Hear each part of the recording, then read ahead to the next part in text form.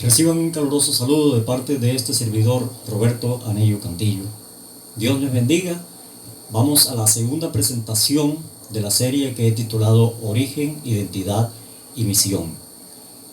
La primera parte que presentamos estudiamos la doctrina de las 2300 tardes y mañanas y luego el santuario sería purificado y concluimos que llegó a 1844 cuando hubo en el cielo un evento solemne y fue la entrada de Jesús del lugar santo al lugar santísimo a realizar una obra de juicio, y también como nuestro gran sumo sacerdote está llevando a cabo la purificación del santuario.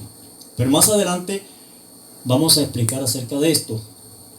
Hoy quiero enfocarme acerca de ese pueblo remanente que estaba estudiando las profecías dirigidas por Guillermo Miller.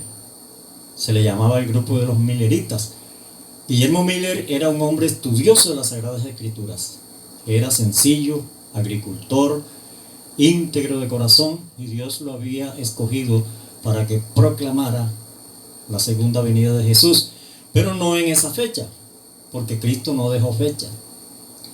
Así que él comenzó a estudiar las Sagradas Escrituras, la profecía de las 2300 tardes y mañanas de Daniel 8:14, y luego el santuario sería purificado, y llegó a la conclusión de que la purificación del santuario era aquí en la tierra con la segunda venida de Jesús. Y entonces mucha gente se le unía a él porque interpretaba la profecía con la venida de Jesús. Y mucha gente vendía las posesiones porque ya Jesús venía y se ponían en paz los unos con los otros. Hubo un pueblo preparado, tremendo. Pero Jesús, queridos, en esa fecha no vino, se chasquearon. Queridos, yo quiero decirte que ese chasco estaba predicho ya en el libro de Apocalipsis, capítulo 10. Vamos a leerlo. Dice la palabra de Dios. Dice: entonces vi descender del cielo a otro ángel poderoso envuelto en una nube, y el arco iris sobre su cabeza. Su rostro era como el sol, sus piernas como columnas de fuego. Tenía en su mano un librito abierto y puso su pie derecho en el mar y el izquierdo sobre la tierra. Versículo 8 dice: y la voz que oí del cielo me habló otra vez y me dijo: ve, toma el librito abierto de la mano del ángel que está en pie sobre el mar y sobre la tierra. Y fui al ángel y le pedí que me diese el librito. Y él me dijo: toma, cómelo y será dulce como la miel en tu boca, pero amargará tu estómago. Entonces tomé el librito de la mano del ángel y lo comí, y en mi boca fue dulce como la miel, pero después que lo comí fue amargo en mi estómago. Y él me dijo: es necesario que otra vez profetices a muchos pueblos, naciones, lenguas y reyes.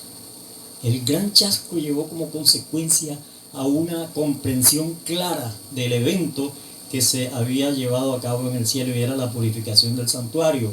Queridos, y de este chasco entonces muchos se apartaron, pero quedaron unos poquitos por ahí investigando y orando.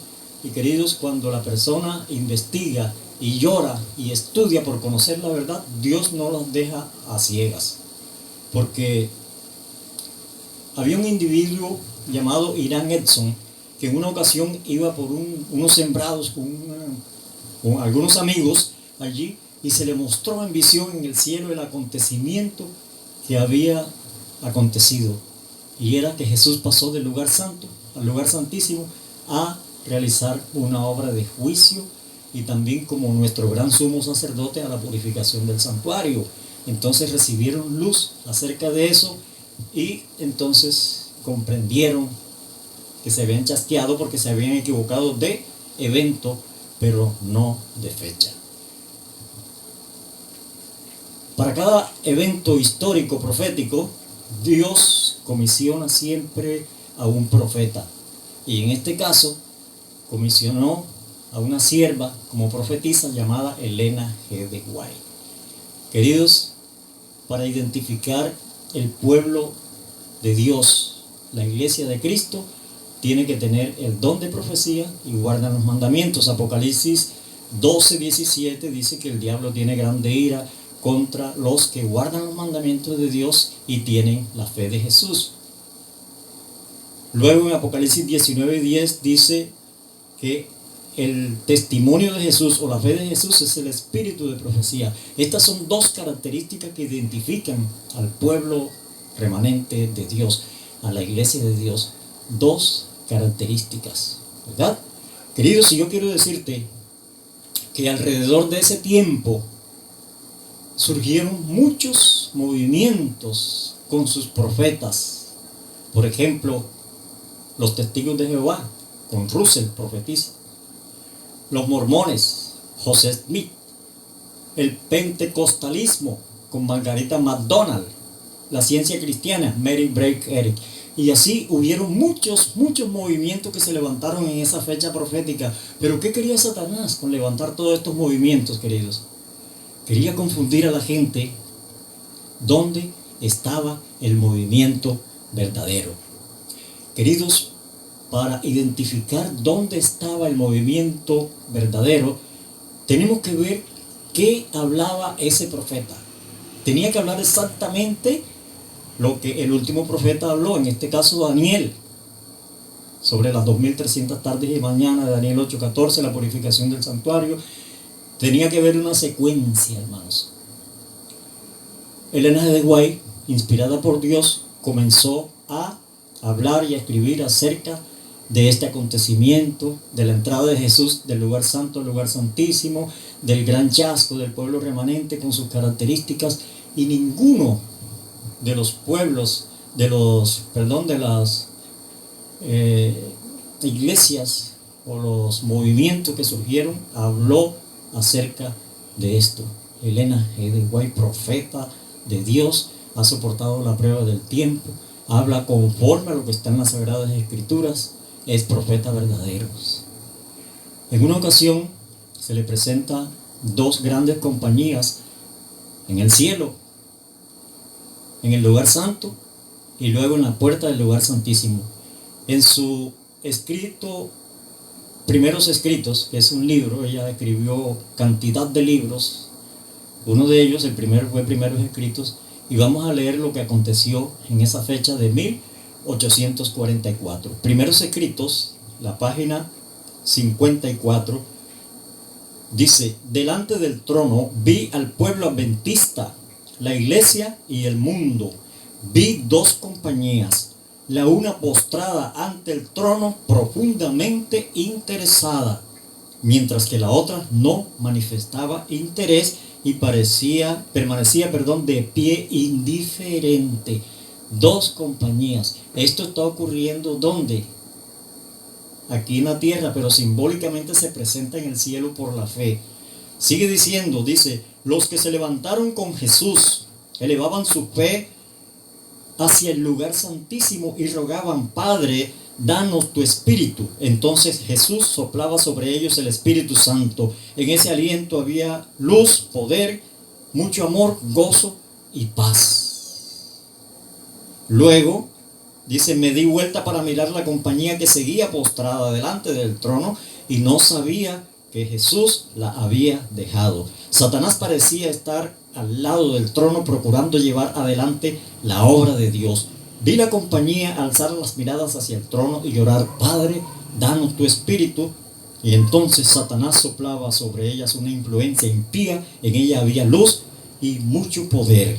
El objeto de Satanás era mantenerla engañada, arrastrada hacia atrás y seducir a los hijos de Dios. Queridos, una de estas compañías, que fue el pueblo adventista, entró al lugar santísimo del santuario celestial, porque esta compañía estudió la profecía de las 2300 tardes y mañana, y luego el santuario sería purificado, y Dios le dio comprensión clara, y por la fe entraron.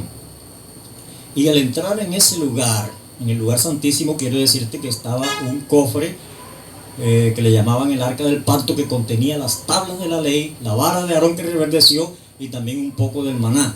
Esto estaba allí.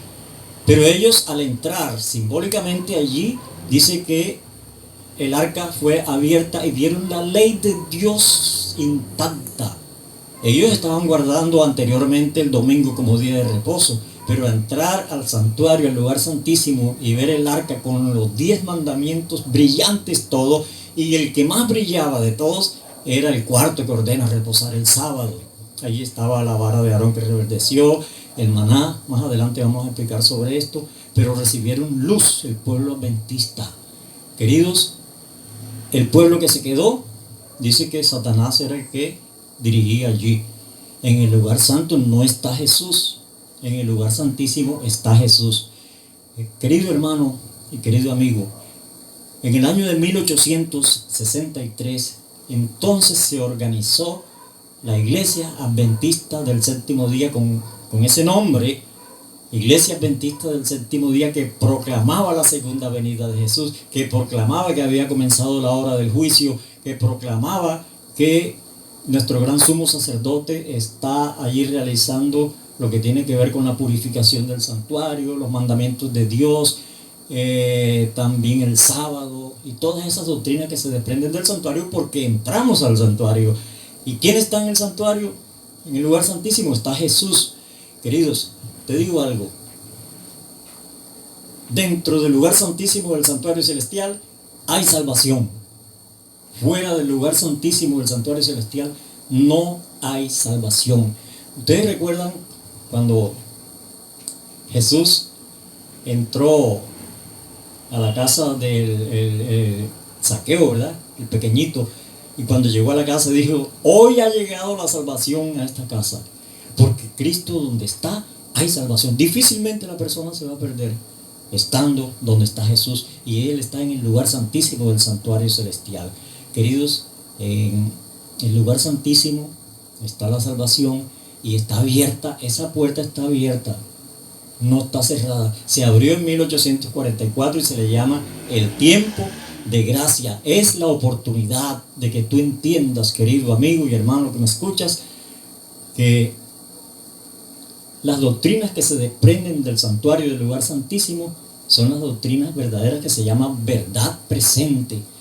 Fuera del santuario, hermanos, fuera del lugar santísimo, no hay salvación. Por eso, con mucho respeto, hermanos, todas estas denominaciones no comprenden claramente la vigencia de la ley de Dios porque no entraron. No comprenden con la hora del juicio porque dicen que el juicio es cuando uno se muere. No comprenden de lo que tiene que ver con la purificación del santuario. Ninguna de esas doctrinas. Con la reforma pro salud, Dios ha establecido una reforma pro salud porque Dios quiere un pueblo sano, pero ellos usan textos aislados de contexto para decir que podemos comer de todo lo que quiera, que podemos tener el estilo de vida que queramos, porque Dios limpió todo, porque no entraron al lugar santísimo. Así que, mi apreciado hermano y amigo, es la oportunidad. Termino con un texto bíblico que declara lo siguiente. Aquí lo tengo, hermanos. Dice allí en Apocalipsis 11:19, dice: y el templo de Dios fue abierto en el cielo, y el arca de su pacto se veía en el templo. ¿Dónde estaba el arca del pacto? En el lugar santísimo. Esa fue la puerta que se abrió y el pueblo entró. Dice: y se veía en él el templo, y hubo relámpagos, voces, truenos, y un terremoto y un grande granizo.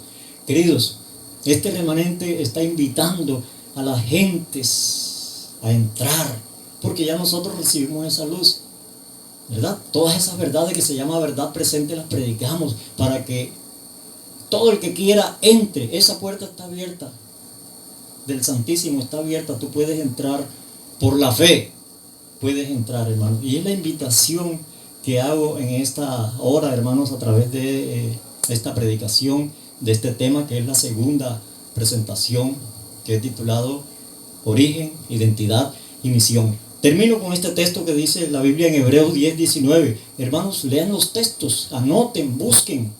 Dice aquí: así que, hermanos, teniendo libertad para entrar en el lugar santísimo por la sangre de Jesucristo, por el camino nuevo, vivo, el que Él nos abrió a través del velo, esto es, de su carne. Queridos, reflexiona y acepta que lo que está en el santuario hay que observarlo.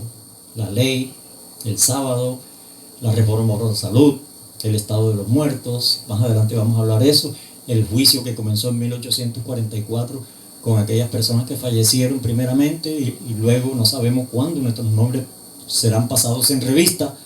Todas esas verdades distintivas, hermanos, son las que Dios ha concedido al pueblo remanente. Dios te bendiga, hermanos queridos. Amén. Terminamos aquí.